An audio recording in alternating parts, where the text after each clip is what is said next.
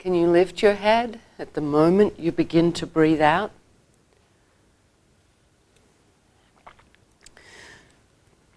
So you're not lifting your head high, and you're wanting it to feel simpler and lighter, so that your neck, the muscles of your neck, work less and less as you mobilize those central muscles in your trunk between your pelvis and your ribs.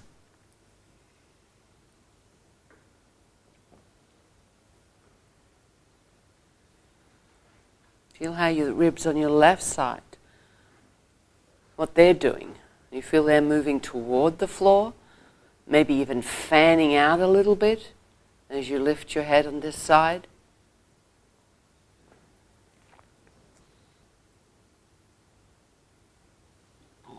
Just notice if there's any tendency to arch your back as you do this. And if there is, can you inhibit that?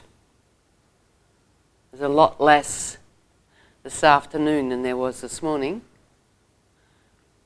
that I can see, which is great. Clarify that, yeah, I think. Well, I can say it again.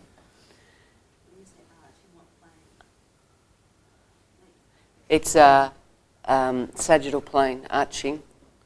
So it's a small of the back being a stronger curve. No, that's a side bending. That's in the frontal plane. Yeah. So, and often, if we've got a habit of working our back muscles strongly, we'll try and side bend with those very same back muscles being in on the act.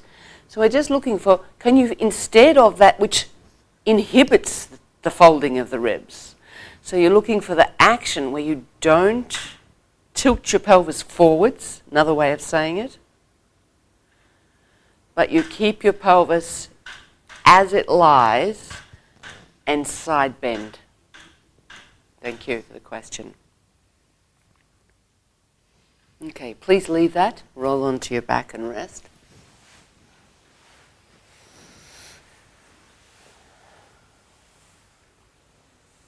It's interesting how old habits die hard. Roll your head a little bit and notice what you feel now and the quality of your rolling, and to the right and to the left. So I've been, every time I say roll onto your back and rest, I think down, then I said rest again. Because it's really not about rest. That's not the primary reason why we pause. I mean, there is a rest in terms of your nervous system to digest the information. There is a rest so that you don't keep on doing the movement like an exercise. Most of you are spending more and more time out of that habit, which is good to see. But it's really about feeling the influence. That you take that moment to sense how that exploration lingers in your system. What's the after effect? Because everything we do has an after effect. We just don't usually notice it. I mean, you can think of, if someone rings you and, maybe it's one of those electricity companies that trying to get you to go on a cheaper plan, and you don't want to talk to them at 6 o'clock at night when you're making tea. So you get off the phone, there's that hangover effect. So that's maybe a bigger example, but every interaction, everything we do, think, has an effect. Please roll over and lie on your right side again.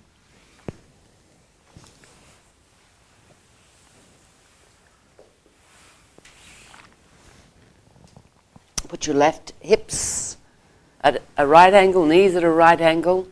Put the left hand over the top of your head and hold on to the right side of your head with your left hand. So it's the same configuration we're going to use for holding your head with your arm the whole lesson.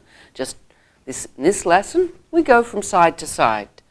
So you get an opportunity of exploring immediate differences in how you organize the movement.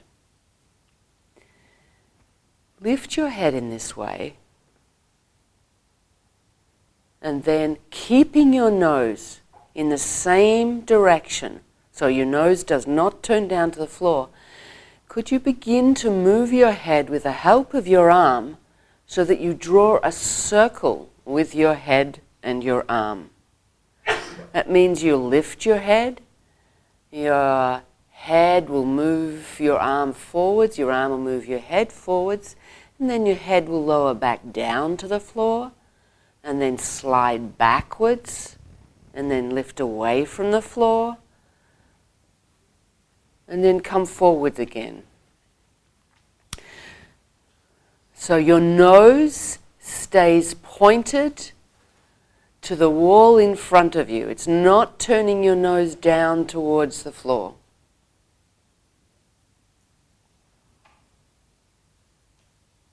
Your eyes even could stay oriented forwards. So the size of the circle you draw with your head is not important. But you could imagine there's a piece of chalk or a crayon on top of your head. And that the wall is closer to your head. Not so close that it stops your movement, but so that if you were to move your head, the crayon that's attached to the top of your head would leave crayon marks on the wall. The most important thing is that you're looking for that circle with the top of your head. So there's still a few arms behind the head.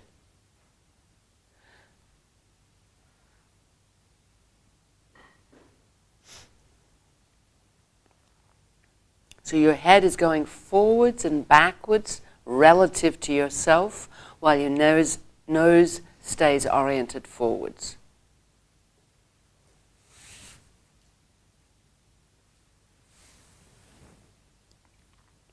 Lie on your back.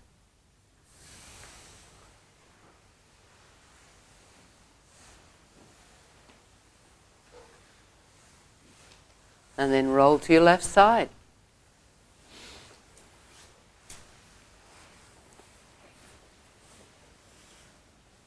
You explore the same idea, lying on your left side, same configuration of your arm. So there's still a couple of arms that need to come forwards on the top of the head. Great.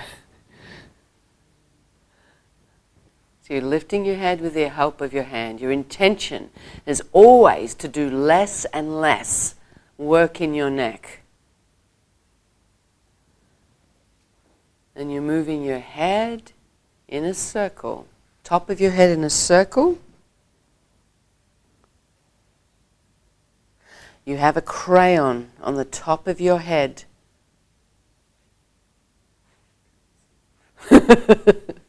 Your world's really going to change, Helen. That's great. Good to check. So your nose stays the same distance from the floor. Forwards. Sorry, it tilts relative to the floor, but some of you are still turning your nose to the floor.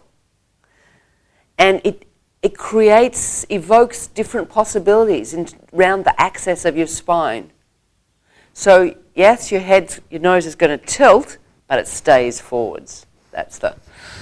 So for those of you who are already doing it forwards, that wasn't irrelevant, it wasn't relevant. But for those half a dozen that were still turning their nose down, it's trying to say it in a different way.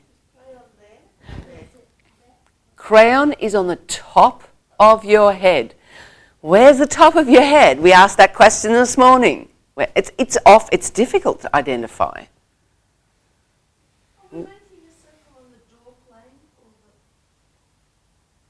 The wall plane. Could be the dots. Yeah, the wall. I was just doing it where my eyes were looking. Mm-hmm. And we've been talking this week about how can you listen, how can you do, how can you judge, Or do you get so absorbed in a particular thing that you can't hear the words that would guide you to where it was? It doesn't matter. You don't need to answer me. Okay? There are. But the clear instruction was crayon on the top of your head. If your head was near the wall, you would leave a circle on the wall with the crayon. No, I guess you could. But then it couldn't be on the top of your head. Be on the front of your head.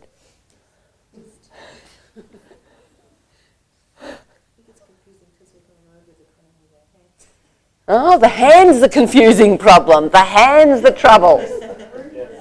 It interferes. You can't have a crayon on the top of your head if your arm's there. Ah. Imaginary crayon. I was trying to hold my nose and just drew it around.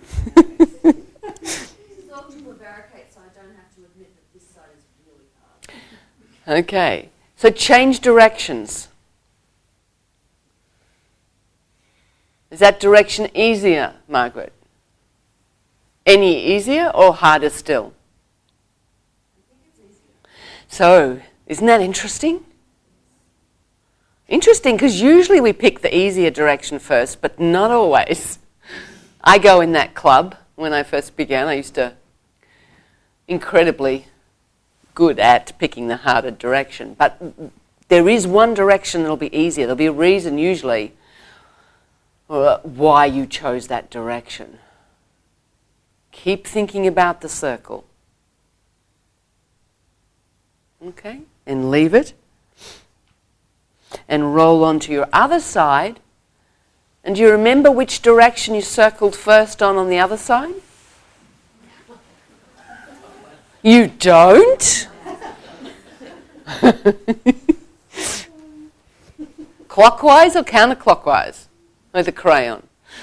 Whoops. Okay. Well, then you can try both. But know which direction you're going. You go forwards, and then downwards, and backwards, and then upwards. Or do you go upwards, backwards, downwards, and forwards in that direction?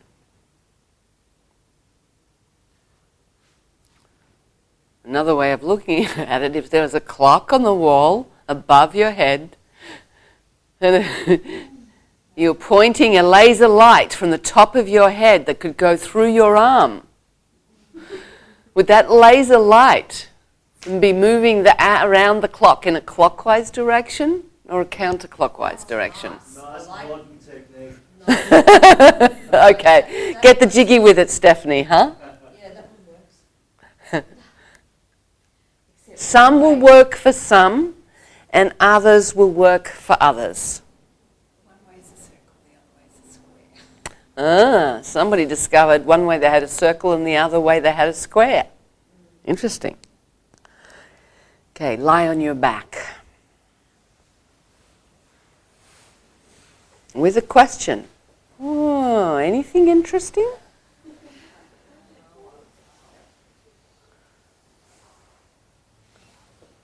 What about rolling your head?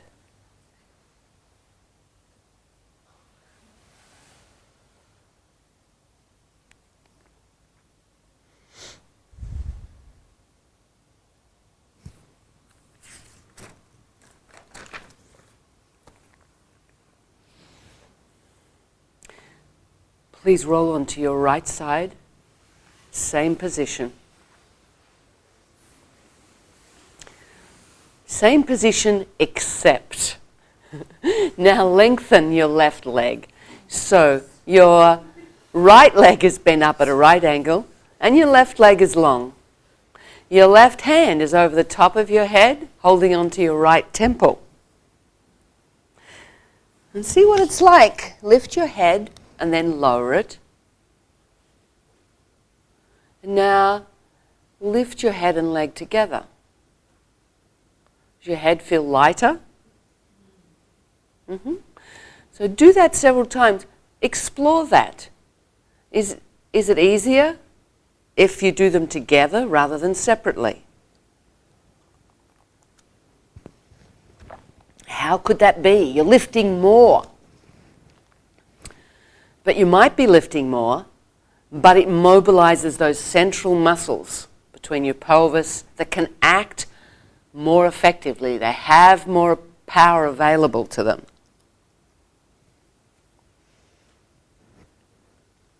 So you could try lifting your leg, noticing the sense of that weight, then lifting your head.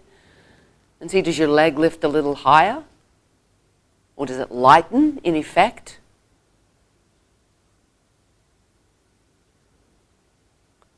You sense that relationship between your pelvis and ribs changing, coming closer together.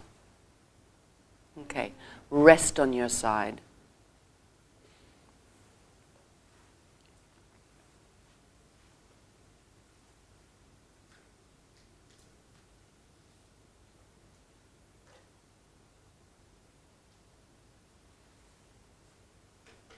Come back to the same position. Now you're going to lift your head and your leg together and begin to make circles with both of them. Now this is quite challenging. You may get tired. So only do as many repetitions or explorations as feels comfortable, and then pause and rest and begin again.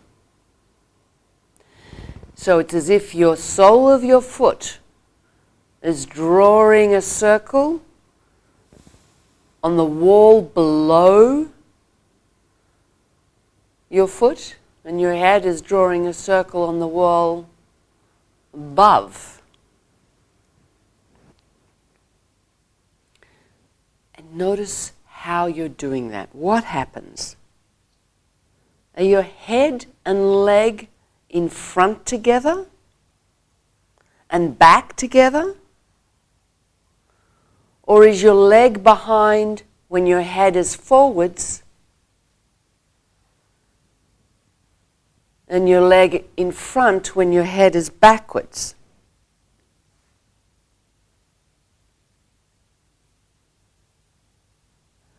The circles do not need to be big, just clear in their roundness and their direction.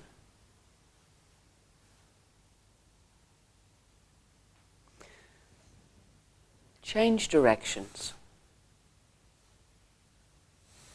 Again, notice what you're doing. Can they make the same size circles? Your head and your leg together. So your head is lifted, your leg is lifted.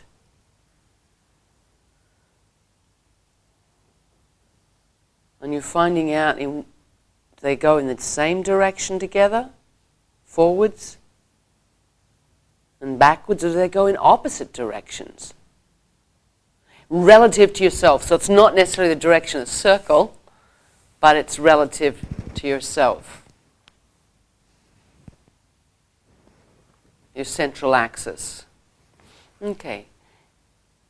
Could you leave it and roll over onto your other side, your left side?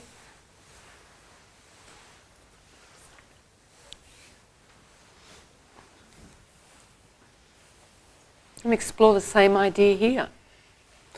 So your left leg will be bent up to a right angle at the hip and the knee. Your right leg is long, with a minimal amount of force, effort. Your leg stays straight, softly straight. You lift your head and your leg together and begin to make circles with them.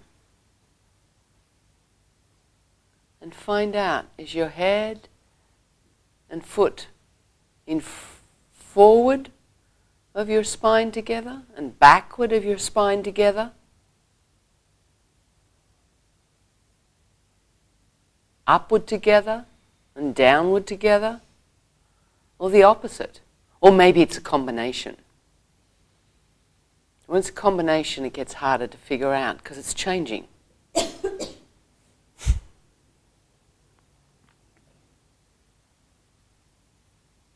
Okay, rest on your side.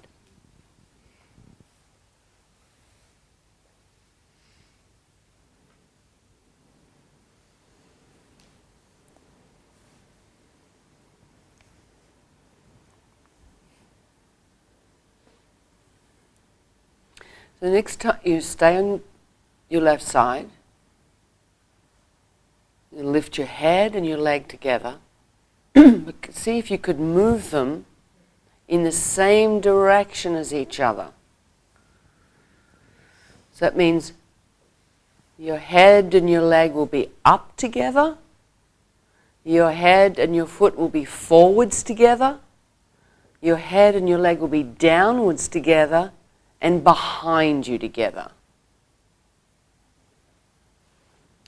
And keep circling like that. Of course, you rest when you need to. Can they move the same amount? So whatever the size of your circle is of your foot, head moves in the same size circle. Your foot can be as for standing, so it's not a pointed foot, it's a bent at the ankle. Straight at the knee, bent at the ankle. Naturally hanging? Fine. But try the difference, just see if it does make any difference to think of standing on your leg, on your foot. But we've got, the ballet dancer foot, a few happening, so I was trying to counter that. Okay, rest on your back.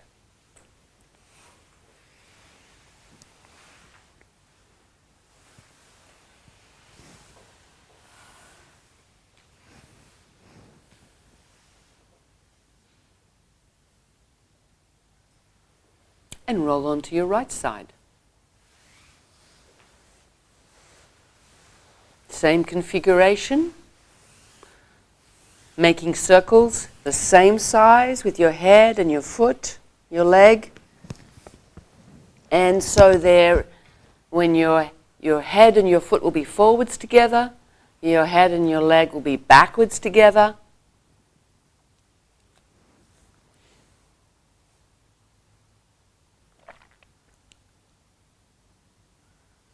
And you're breathing.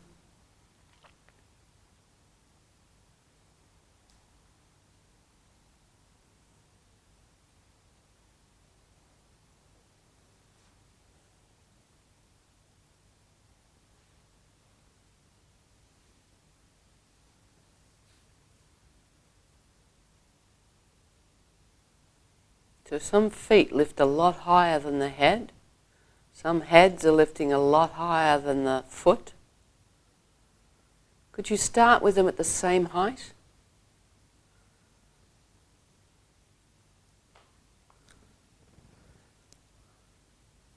Maybe that'll make a difference, maybe it won't. Okay, rest on your side, your right side.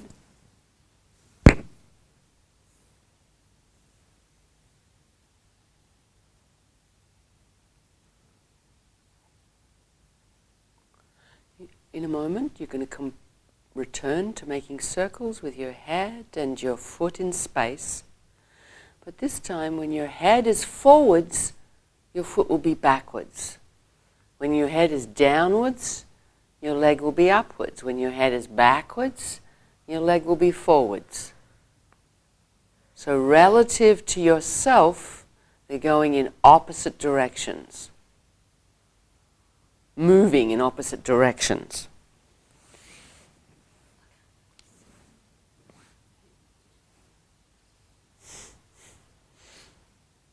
Make it smaller, make it slower.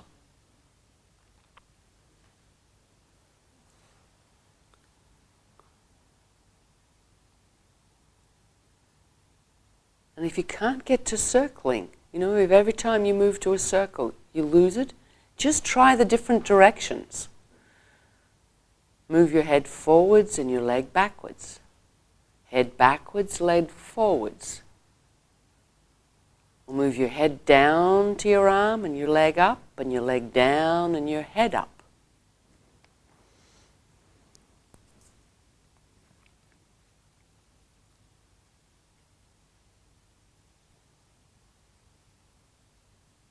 Change directions.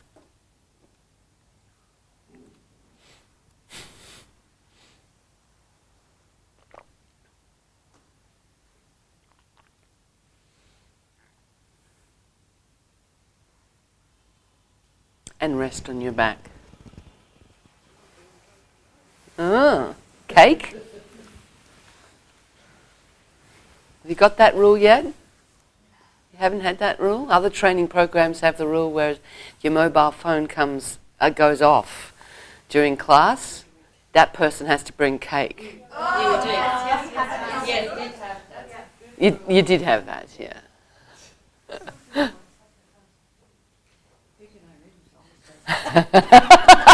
Whoa, sneaky.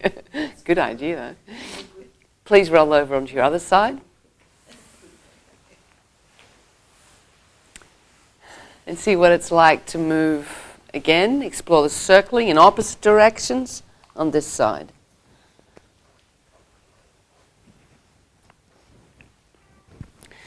We'll just try opposite directions first. So you lift your leg and your head together. Then take your head forwards and your leg backwards. Your head backwards and your leg forwards.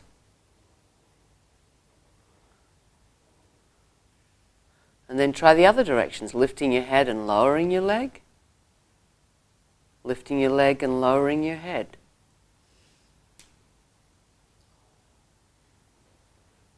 When you feel they're a little clearer, see if you can make circles with your head and your foot like this.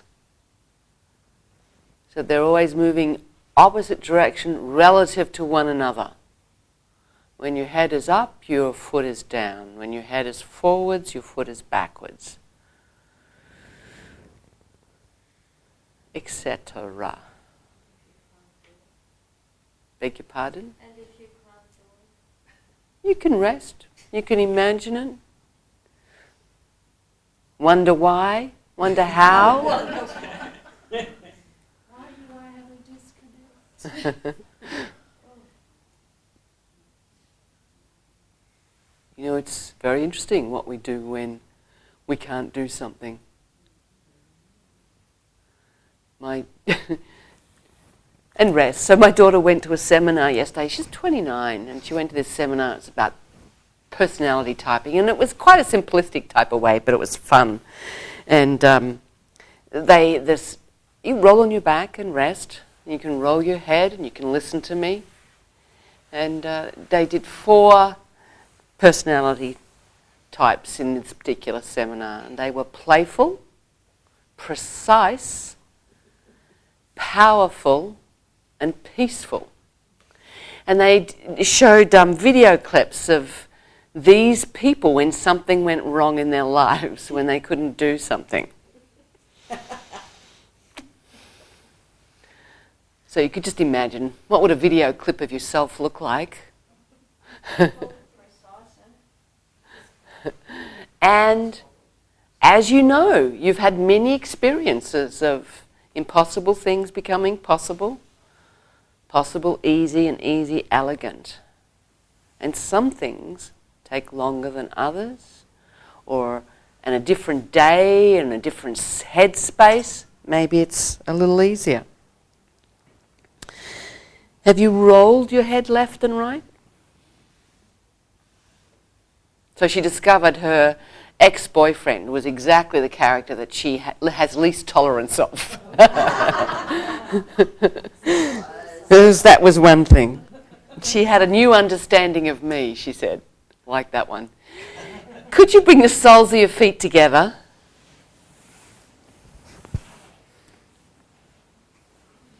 And think, what would you need to do to lift your legs away from the floor, keeping the soles together? What would you need to do? Without holding your breath. So actually we've done lots of lessons where you've learnt what to do. So for many of you, It's not so difficult. That's great. Some it's still a little challenging. So pause a moment. Pause a moment. Whether it was easy or hard, lift one leg up, keeping your leg in that configuration. Keep it there. Keep it up there. Notice what that does to your pelvis and your lower back and how they lie on the floor. Keep it up there. And now bring your other leg to it. You feel your abdominals mobilizing? Put your hands on your lower ribs, put your legs down, and try it again.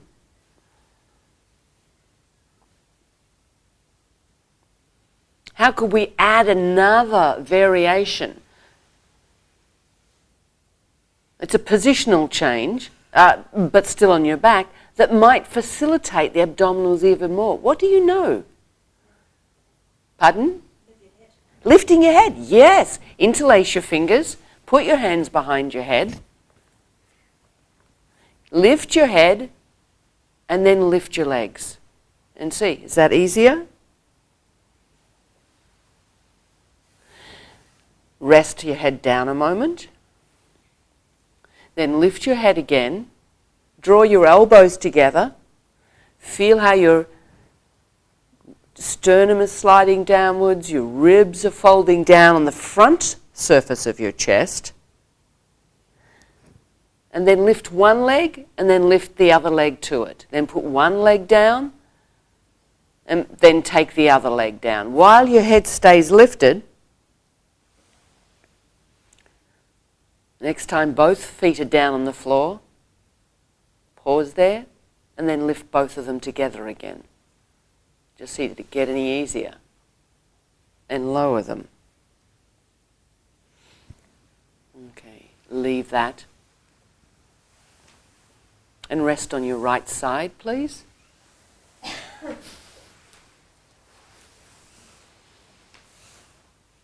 Bend your hips and knees up. Bring your left hand over the top of your head. Hold on to the right side of your temple with your left hand. And find out, what's it like to lift your head with your hand and to make circles. Begin to circle your head. Has your head got any lighter?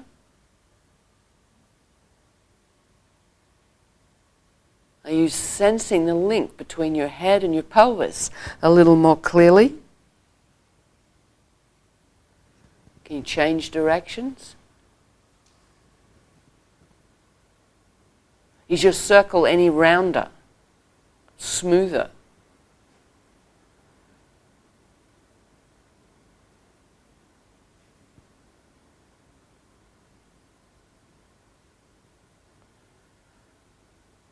Leave it, roll over onto the other side, onto your left side. Find out what it's like here.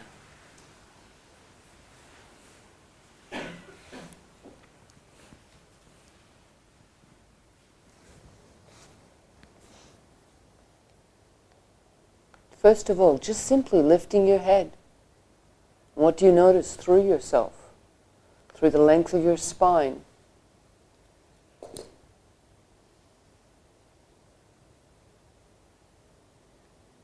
In how the parts of yourself involve themselves. And what's happening between your ribs and your pelvis. On your right side and your left side. Are you a little more able to lift your head in the side bending plane? And then when you're ready, begin to explore making a few circles in one direction. And then a few circles in the other direction.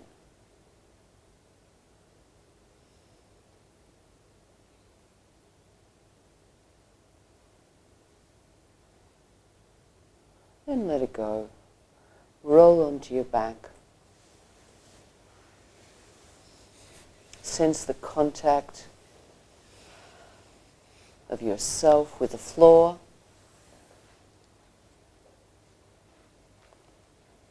Your way, your manner of being you now.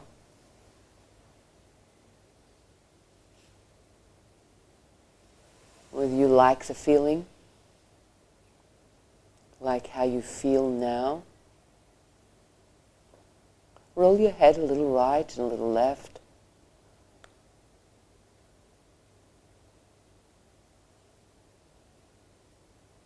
What's the quality of how you roll your head now? Like, anything got more interesting? Less interesting? Doesn't have to be a negative.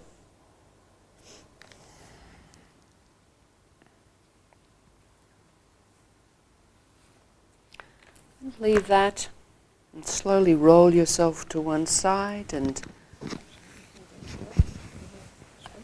yeah. Just while you're still down there, I'm going to do a commercial break first. Little Eddie is for sale, and for $95 he would be happy to accompany you home. And secondly, thank you to everyone who helped with the move last night. That was incredibly efficient and well organised.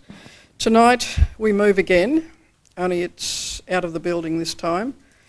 So if you have a mat that is not yours, could you please roll it up and at least take it as far as the lift, just up the ramp and around the little kink. And if you have a spare hand to take anything else that's stacked out here ready to go to the lift also, that would be appreciated. Do you want us to take it down? If there's a sort of a full load and somebody wants to take it down, I'll get the car and bring it to the door shortly. And then tomorrow we will be at the Baldwin Community Centre, which is 4.3 kilometres down the road or something. And so if anyone's not sure where that is, talk to me, but most of you have been there before, I think. And White Horse Road, I think it's 416, I'll go and look it up. Sounds about right. So, now keep sensing yourself.